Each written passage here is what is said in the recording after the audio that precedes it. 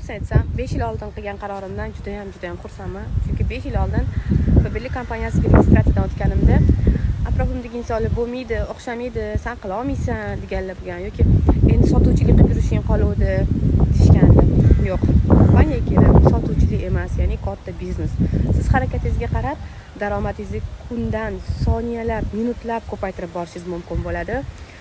Xabaringlar bor, hozir Shirvashdaman, ya'ni nafaqat o'zim, chunki men o'zim birinchi orzularimdan bitta samolyotga chiqish, samolyotda uchish orzularim bo'lgan, u orzularimni amalga oshirganman. O'zim Amerikada, Sochi, Kavkaz, Moskva sayohatlarida bo'lganman.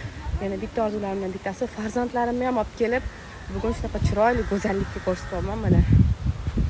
Shunaqa chiroyli qizil dengizlarni ko'rsatyapman farzandlarimga. Farzandlarim qanaqa xursand bo'lib, onajon, rahmat deb qanchalar baxtli bo'lishyapti.